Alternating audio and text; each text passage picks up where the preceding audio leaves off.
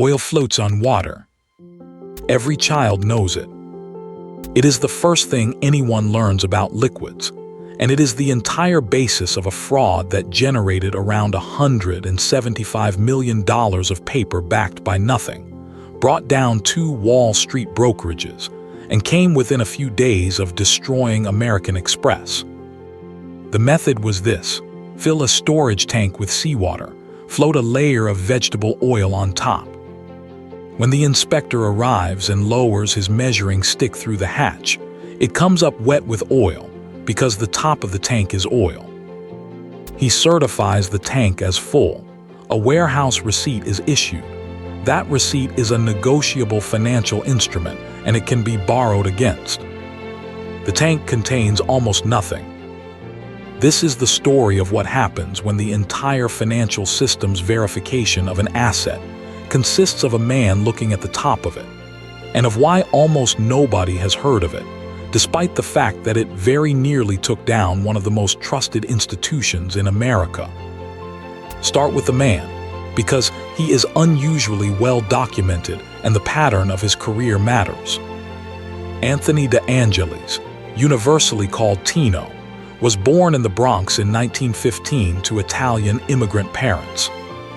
He left school early and went into the food business, and by his 30s, he was running a substantial meat-packing operation. He was, by every account, physically imposing in the opposite direction, short, heavy, and enormously energetic. People who dealt with him described a man of overwhelming confidence, who talked continuously and knew every detail of his business. The important part of his early career is that he had already been caught once. In the 1950s, his company supplied meat to the federal school lunch program. An investigation found it had been overcharging the government and shipping uninspected product. The company went bankrupt. He was investigated and he emerged without a conviction. That is worth registering. By 1960, he had a documented history of defrauding a government program, and it did not prevent him from borrowing enormous sums from some of the most sophisticated lenders in the world a few years later. Now the business he moved into, which is where the opportunity lay. In the late 1950s, the United States was running large agricultural surpluses, and federal policy encouraged exporting them. Vegetable oil, soybean, and cottonseed was a major commodity in that trade, sold to Europe and increasingly to Spain and to the Soviet bloc under various arrangements. De Angelis founded the Allied Crude Vegetable Oil Refining Company in Bayonne, New Jersey, and became a dominant force in that export trade very quickly. At his peak, he was reportedly handling a substantial share of America's vegetable oil exports. To trade at that scale, you need 2 things: storage and credit. The storage was a tank farm on the Bayonne waterfront, a field of large cylindrical tanks connected by pipework, holding oil awaiting shipment. The credit came from the way commodity finance works, and this is the mechanism that has to be understood properly. A commodity trader does not usually own the money to buy the commodity. He borrows against the commodity itself. The oil sits in a tank. A warehouse company certifies how much is there. That certificate, a warehouse receipt, is handed to a lender as collateral. The receipt is not a description. It is a legal instrument. It says a named quantity of a named commodity is held on the holder's behalf, and it can be pledged, traded, and lent against, exactly like a security. So the entire structure rests on the accuracy of the certificate, and the certificate rests on someone physically checking the tank. The company that did the checking in this case was a subsidiary of American Express. That detail is the reason the story matters, and it needs explaining because it sounds implausible now. American Express in 1963 was primarily known for travelers' checks and its new credit card. But it also owned a field warehousing business, American Express Field Warehousing Corporation, which performed exactly this function, taking custody of a client's goods on the client's own premises and issuing receipts that banks would accept as collateral. Field warehousing is a legitimate and long-established practice. The warehouseman leases a corner of the borrower's property, posts a custodian, and certifies what is stored there.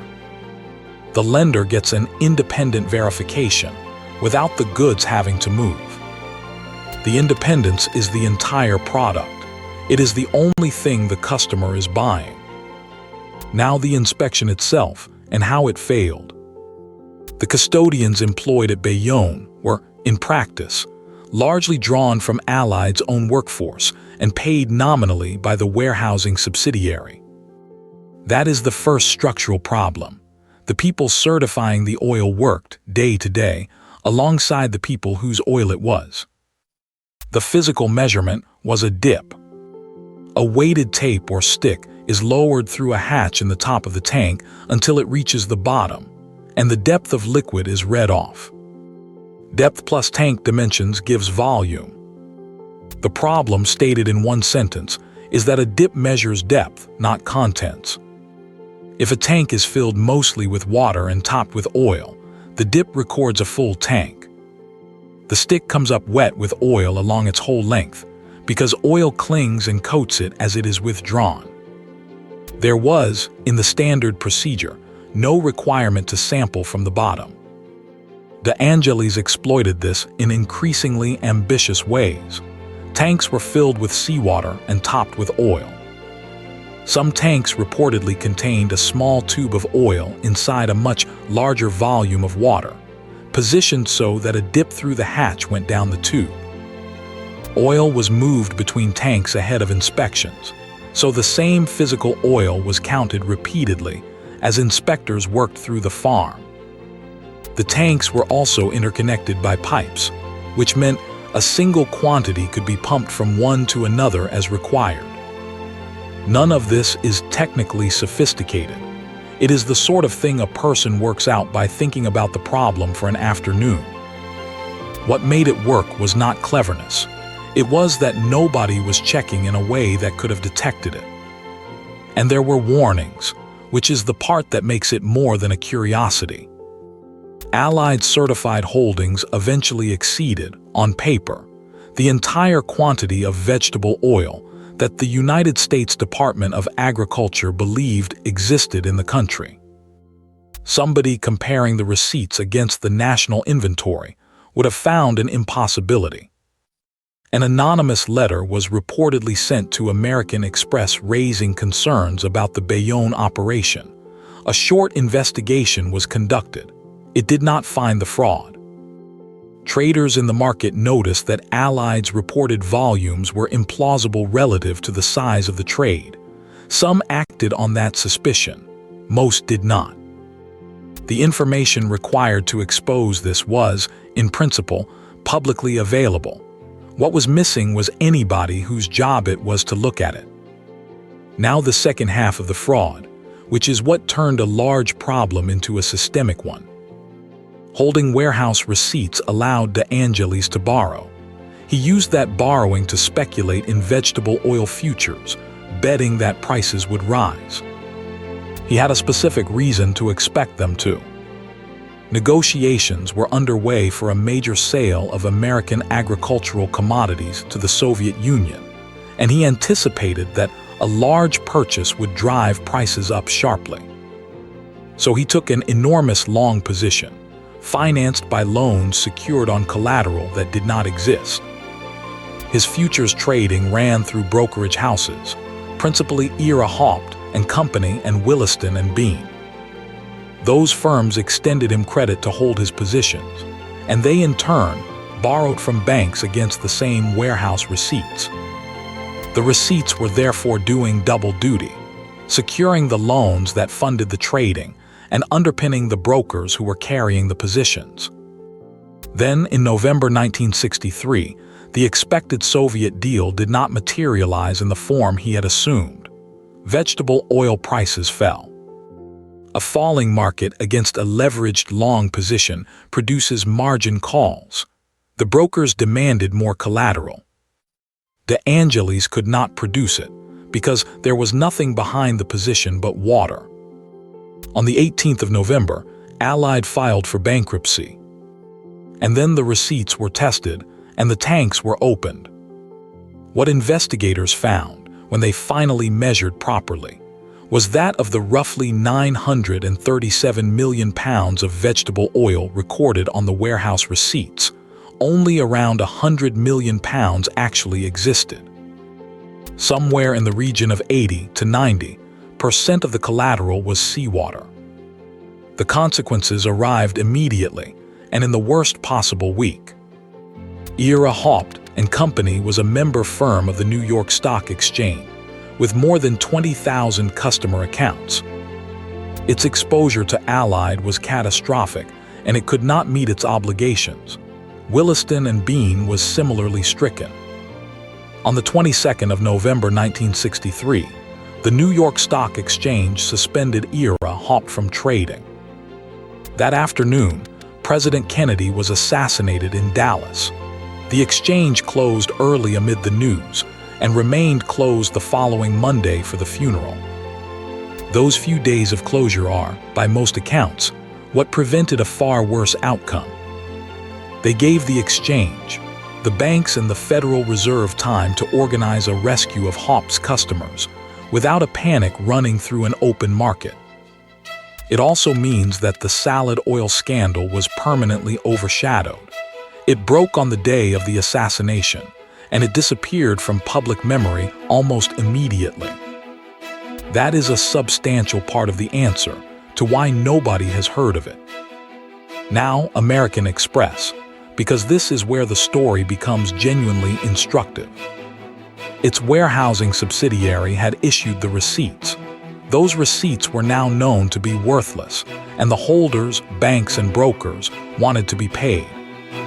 The legal position was arguable. The subsidiary was a separate corporation, and there was a serious case that the parent had no obligation to cover its liabilities. Bankruptcy of the subsidiary was a real option, and some advisors urged it. The company chose not to take it. It announced that it would stand behind the obligations, and it eventually paid out something in the region of $60 million, an enormous figure for the period, and a substantial fraction of the company's net worth. The reasoning was that American Express sold trust. Its travelers' checks were accepted worldwide precisely because people believed the company would honor them. A parent that walked away from its subsidiary certificates would have been telling the world something about itself that no marketing could undo. That decision is one of the more interesting judgments in American corporate history because it was expensive, legally unnecessary, and almost certainly correct. The share price collapsed regardless. It fell by roughly half in the weeks after the scandal broke. And that collapse is the reason a great many people have heard of this story without realizing it, because of who bought. A young investor named Warren Buffett, then running a partnership in Omaha, took the view that the underlying business was undamaged. The traveler's check and card operations were unaffected by a warehousing subsidiary's failure. What had been hit was sentiment, not earnings. He famously spent time in Omaha restaurants watching whether people were still paying with American Express cards and checks. They were. Nobody had stopped trusting the company at the counter. He put a very substantial portion of his partnership's capital into the stock, a concentration that would be considered reckless by conventional standards, and the position produced enormous returns as the price recovered. It is one of the founding stories of his reputation, and its logic depends entirely on the distinction between a business being damaged and a business being frightening. Now the mechanism, stated as generally as it deserves. The fraud worked because verification of the collateral was delegated, and the delegate's method could not detect the fraud even when performed honestly. Notice that this is not primarily a story about corrupt inspectors, although there was corruption.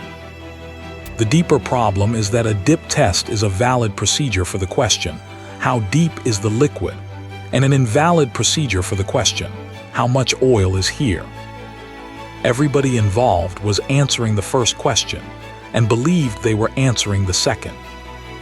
That gap between the question the check actually answers and the question everyone assumes it answers is where this class of fraud lies. And it recurs constantly, in forms that look nothing like a tank of seawater. An auditor confirms a bank balance by writing to the bank and receives a reply on the bank's letterhead. That verifies that a letter arrived, not that the money exists, which is precisely how the Parmalat fraud ran for years on a forged confirmation. A ratings agency evaluates a pool of mortgages using historical default data. That verifies how similar loans behaved in the past, not how these loans will behave, which is the 2008 story in one sentence. An exchange confirms a crypto firm's reserves with a snapshot at a moment in time. That verifies what was in the wallet at that moment, not whether it was borrowed for the occasion. In every case, the check is real, performed by real people, producing a real document. And in every case, it answers a slightly different question from the one the entire structure depends on. There is a second mechanism here too, and it is about concentration of function. The warehouseman was paid by the person whose goods he was certifying. The custodians were drawn from that person's workforce. The physical premises belonged to that person. The only genuinely independent element was the name on the receipt. Field warehousing is designed to import independence into a situation where the goods cannot be moved. When every practical element of it is supplied by the borrower, what remains is a letterhead. That pattern of verification service where the verifier is selected, paid and hosted by the party being verified, did not go away in 1963. It is the structure of credit rating, of external audit, and of a good deal of financial certification generally. The reforms that followed are worth noting because they were real. Warehouse receipt practices were tightened, with more rigorous requirements for the independence of custodians and for physical verification. Bottom sampling, actually drawing liquid from the base of a tank rather than dipping through the top, became standard practice for exactly this reason. The brokerage failures also contributed to a longer argument about protecting customers of failed member firms, which eventually produced the Securities Investor Protection Corporation in 1970. ERA-Hop's 20,000 customers had been rescued by an ad hoc arrangement organized in a crisis. The case for a standing mechanism was made considerably stronger by it. De Angelis himself was convicted of fraud and conspiracy and served around 7 years. He returned afterwards to business and was involved in further legal difficulties in later decades. But the individual is the least interesting part of this. He was an opportunist who noticed a gap. The gap is the story. It is worth going through the numbers properly, because the scale is difficult to believe, and the arithmetic is what makes it real. The warehouse receipts recorded roughly 937 million pounds of vegetable oil. At the prices of the period, that represented something in the region of $175 million of collateral. To put that in proportion, it was, on paper, more vegetable oil than the entire United States was believed to hold. The Department of Agriculture published inventory figures. Anyone who compared Allied's certified holdings against the national total would have found that one company in New Jersey was claiming to store more oil than existed in the country. That comparison required no investigative skill whatsoever. It required one person, with both numbers, doing a subtraction. The reason nobody did it is instructive and entirely mundane. The banks lending against the receipts were looking at the receipts. The warehousing subsidiary was looking at the tanks. The brokers were looking at the margin. The Department of Agriculture was compiling statistics for agricultural policy. Every party had part of the picture, and no party had a reason to assemble it. The information was not hidden, it was distributed, and nobody's job description included joining it up. That is a far more common failure than concealment, and considerably harder to legislate against. Now the brokerage collapse in more detail, because the mechanics of how it spread are the systemic part. Ira Haupt and Company was not a marginal operation. It was an established New York Stock Exchange member firm with more than 20,000 customer accounts, and its business was ordinary retail and institutional brokerage. Its exposure came through financing De Angelis's futures positions. To carry those positions, it had borrowed heavily from banks, pledging the warehouse receipts it held as collateral. So when the receipts proved worthless, Haupt owed the banks money it could not repay against security that did not exist. The firm's capital was wiped out several times over. The critical problem was not Haupt's own solvency. It was that 20,000 customers had securities and cash held at the firm. In 1963, there was no federal insurance for brokerage customers. If Haupt was liquidated in the ordinary way, those customers were unsecured creditors, standing in line behind the banks. That is the mechanism by which a fraud about vegetable oil reaches ordinary people who never traded a commodity in their lives. The New York Stock Exchange, under its president Keith Funston, organized a rescue. The exchange put up a substantial fund, member firms contributed, and the banks that were owed money by Haupt agreed to accept less than they were due. That last point is worth pausing on. The banks took a haircut voluntarily, because a disorderly failure with the market already unsettled was worse for them than a negotiated one. It is an early example of a private sector resolution assembled under time pressure, and it worked. Customers were made whole, the firm was wound up, and the timing genuinely mattered. The exchange closed on the afternoon of the 22nd of November because of the assassination, and remained closed on the Monday for the funeral. That gave roughly 2 clear days in which the rescue could be assembled, without a market open to price the panic.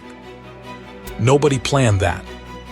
It is one of the more consequential coincidences in American financial history, and it is the reason this episode is remembered as a scandal rather than as a crash. Now, the question of why the fraud was not detected earlier, because there were several opportunities. The first is the national inventory comparison already described. The second is that the physical operation was visible. Bayonne is not remote. The tank farm sat on the waterfront in plain view, and oil was being moved between tanks by pipe ahead of inspections. That activity was observable by anyone who watched the site over a period. The third is that market participants noticed. Allied's claimed volumes implied a share of the export trade that some traders regarded as implausible.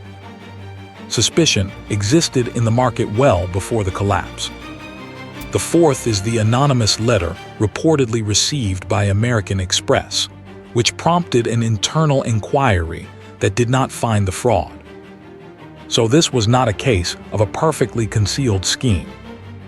It was a case of multiple partial signals, none of which reached anyone with both the authority and the incentive to act. The incentive point deserves emphasis. The warehousing subsidiary was earning fees from Allied. The brokers were earning commissions on an extremely active account. The banks were earning interest on secured lending. Every party in the chain was being paid, and paid well, by the continuation of the arrangement. That is not corruption in the sense of anybody taking a bribe. It is the ordinary and entirely legal situation in which the people best placed to detect a problem are the people who would lose income by detecting it. which is a structural argument for separating verification from the revenue it protects, and one that the financial system has never fully accepted, because the alternative is expensive and the failures are infrequent. There is another dimension worth drawing out about what field warehousing was actually for. It exists to solve a genuine problem. A trader has goods on his own premises and needs to borrow against them. The lender cannot practically take possession. You cannot move a tank farm and cannot station its own staff at every borrower's site. So a third party is inserted. It leases the space, takes legal custody, and certifies what is there. The lender relies on the third party's independence rather than on the borrower's honesty. The design is sound. What failed was every practical element of its implementation. The custodians came from the borrower's workforce. The premises were the borrower's. The measurement method could not detect substitution. The fees were paid by the borrower. Strip those away, and the independence that the entire arrangement exists to provide is reduced to a name printed on a document. There is a general lesson in that which extends well beyond warehousing. When a control depends on independence, the question to ask is not whether the independent party is reputable. It is which practical elements of the arrangement they actually control: the staff, the premises, the method, the payment, and how many of those belong to the party being checked. If the answer is most of them, the control is decorative regardless of whose name is on it. Now, what changed afterwards? Because the reforms were specific and they worked. Bottom sampling became standard. Instead of dipping through the top hatch, inspectors draw liquid from the base of the tank, where water would sit. That single procedural change makes this exact fraud impossible. It is worth noticing how cheap that fix was. It required no new technology, no legislation, no institution. It required somebody to recognize that the existing procedure answered the wrong question, and to change which end of the tank was sampled. The expensive part was not the remedy. It was working out that a remedy was needed. Custodian independence requirements were tight, so that warehousing staff could not simply be the borrower's employees under a different payslip. And the brokerage failure fed directly into the argument that produced the Securities Investor Protection Corporation in 1970, which now guarantees customer accounts at failed broker-dealers. The 20,000 hopped customers had been rescued by improvisation. SIPC exists, so the next 20,000 would not have to be. There is one more comparison worth making, because it shows how durable the pattern is. In the 2000s, a series of frauds involved commodities financing in China, in which the same metal stockpiles were pledged repeatedly to multiple lenders. Warehouse receipts were issued against inventory that had already been pledged elsewhere, or that did not exist in the quantities stated. The commodity was different. The country was different. The mechanism was identical. A physical stockpile that lenders could not practically inspect, certified by a party whose incentives were aligned with the borrower, using a check that could not detect the specific deception being practiced. 60 years, 2 continents, and the same structure, because the underlying problem is not about oil or metal. It is about what happens when a financial claim rests on a physical fact that only one party can observe. There is a detail worth ending on, and it captures the whole thing. When investigators finally examined the Bayonne tank farm properly, some of the tanks contained no oil at all. Others contained a thin surface layer. The pipework connecting them had been used to move the same oil around ahead of inspections. At no point did the fraud require anything to be hidden from view. The tanks were there. The inspectors visited. The receipts were issued by a subsidiary of one of the most respected companies in America and accepted by banks with substantial credit departments. The entire structure was visible, and it was verified, and it was worth almost nothing because everybody was measuring the top of the tank. Which is the question worth carrying away from it? When somebody tells you an asset has been verified, the useful thing to ask is not whether the check was performed. It almost always was. The useful question is what precisely the check would have detected, and whether the thing you are actually worried about is on that list. There is a further question worth asking, which is why this particular commodity. Vegetable oil is close to ideal for a fraud of this kind, and the reasons are worth listing because they define the risk category. It is a liquid, so it takes the shape of its container and cannot be counted. A warehouse of crates can be tallied. A tank cannot. It is fungible. 1 gallon of soybean oil is interchangeable with any other, so there is nothing to trace, no serial number, no distinguishing mark. Moving the same oil between tanks produces no evidence of having done so. It is stored in opaque containers that cannot be inspected without specialized access. You cannot look at a tank and see how full it is. And it is less dense than water, which is the specific physical property that makes the substitution work. A denser commodity floating on a cheaper one would not have permitted this. Put those 4 together, and you have an asset class where the gap between the claim and the reality can only be closed by a physical measurement that almost nobody performs correctly. The same list applies with adjustments to a great many things. Bulk grain in a silo, crude in a terminal, metal in a stockyard, where the individual ingots are indistinguishable and the pile is too large to count.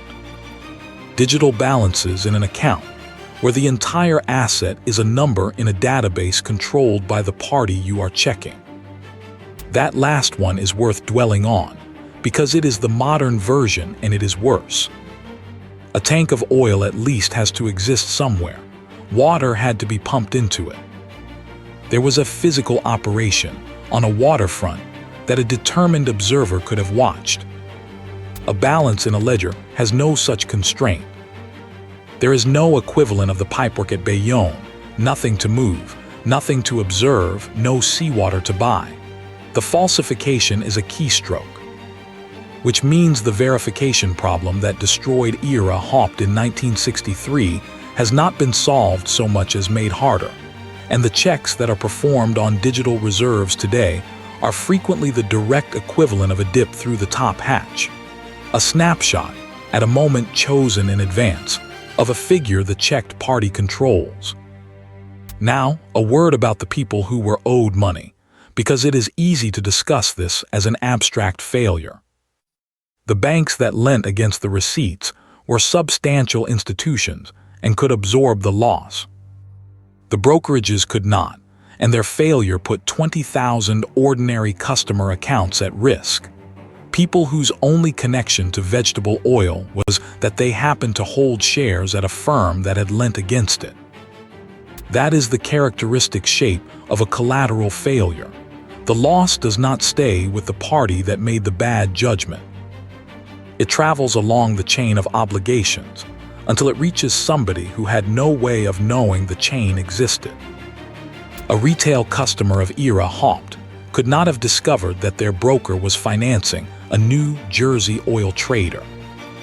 The information was not available to them, and it would not have been meaningful if it had been. They were exposed to a risk they could not see, assess, or avoid. That is the argument for structural protections rather than disclosure. Telling people more would not have helped. There was no action available to them. What helped was an insurance scheme that made the question irrelevant, which is what SIPC eventually provided. There is also a point worth making about how respectable this all looked. The receipts carried the name of American Express, one of the most trusted commercial names in the country, a company whose entire business was built on being believed. The lenders were established banks with credit departments. The brokers were New York Stock Exchange member firms. The commodity was a mundane agricultural product traded under federal export programs. Nothing about the arrangement looked exotic. There was no offshore structure, no novel instrument, no promise of extraordinary returns. It was ordinary secured lending against a warehoused commodity, which is one of the oldest and most conservative forms of finance there is. That is precisely why it worked at scale. A structure that looks unusual attracts scrutiny. A structure that looks entirely routine does not, and routine is where the largest failures tend to live. The frauds that reach $175 million are almost never the ones that look like frauds. They are the ones that look like Tuesday. And there is a final observation about American Express that is worth separating from the Buffett story, because it tends to get swallowed by it. The decision to honor the receipts was made when the legal obligation was genuinely doubtful, and the sum was large enough to threaten the company. It would have been entirely defensible to let the subsidiary fail. What the board appears to have understood is that its actual product was not travelers' checks. It was the belief that a piece of American Express paper would be honored. A company in that business cannot selectively decline to honor its paper because the willingness is the product. $60 million bought the continuation of that belief. Measured against what the alternative would have cost, it was not expensive. That is a more interesting corporate lesson than the investment story, and it is one that recurs whenever a firm whose business is trust discovers it has a subsidiary it would rather disown. There is one more strand that deserves attention, because it is the part most likely to be repeated. Consider how the fraud grew. It did not begin at $175 million. It began small, a modest overstatement, easily made, easily concealed, and immediately profitable. Once made, it could not be reversed. A trader who has borrowed against oil that does not exist cannot simply stop. The shortfall has to be carried, and carrying it requires more borrowing, which requires more collateral, which requires a larger overstatement. That is the internal logic of this class of fraud, and it explains the trajectory. Each step is a response to the previous step. The alternative at every point is to admit the earlier one, and the cost of admission rises with every month. By the end, the position was so large that the only route out was for the market to move dramatically in his favor, which is why the future speculation happened. It was not greed layered on top of the fraud. It was the fraud's only exit. That pattern recurs almost universally in cases of this kind. The initial deception is small and opportunistic. The escalation is compelled. And the final, spectacular gamble is not recklessness but arithmetic. The only outcome that repays the whole is an improbable one, so the improbable one is what gets bet on, which has a practical implication for anyone looking for these things. The tell is rarely the size of the position. It is the asterisk direction of travel, an operation that must keep growing to remain solvent, where a pause would expose it. Businesses that can stand still are in a different category from businesses that cannot. There is also a question about what the lenders thought they were doing, and it is less obvious than it first appears. They were not being negligent by the standards of the time. Lending against warehouse receipts issued by a subsidiary of American Express was, in 1963, about as conservative as secured commodity lending got. The receipt was the standard instrument. The warehouseman was reputable. The commodity was real and had an active market with observable prices. Every element of the arrangement was the recommended practice. That is the uncomfortable finding. This was not a case of lenders reaching for yield or cutting corners. It was a case of the recommended practice containing a defect that nobody had examined, because it had worked for decades and there was no reason to look. Procedures acquire authority through age. A method that has produced no failures in 50 years is trusted precisely because of that record, And the record is evidence about the past environment, not about a new one containing a person who has thought carefully about the top of the tank. Which is why the most dangerous controls are the oldest ones. Nobody audits a procedure that has never failed. And it is worth stating what would actually have caught it, since several things would have.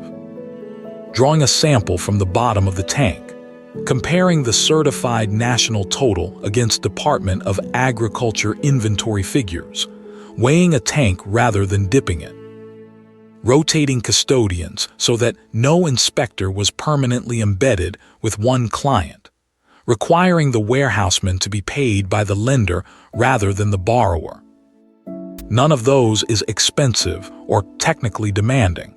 Every one of them was available in 1963. They were not done because nobody had asked the question that makes them obvious. What would this check fail to detect?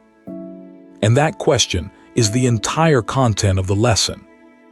There is a small postscript that says something about how memory works in finance. The Bayonne tank farm is still there in one form or another. The waterfront was redeveloped, the site changed hands, and the tanks that held the seawater are long gone. There is no plaque.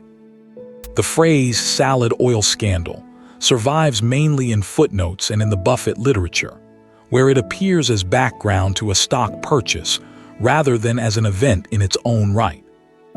Meanwhile, the specific procedural fix it produced, sampling from the bottom of a tank rather than the top, is now so standard that the people who perform it have no idea why it is done that way, which is, in its own quiet manner, the best possible outcome. The lesson was absorbed into a routine, and routines survive long after the stories that produced them are forgotten. That is what a functioning institution actually looks like. Not a memory of the disaster, but a procedure nobody questions because it has been correct for 60 years. The danger, of course, is that the same durability is what made the original procedure trusted in the first place.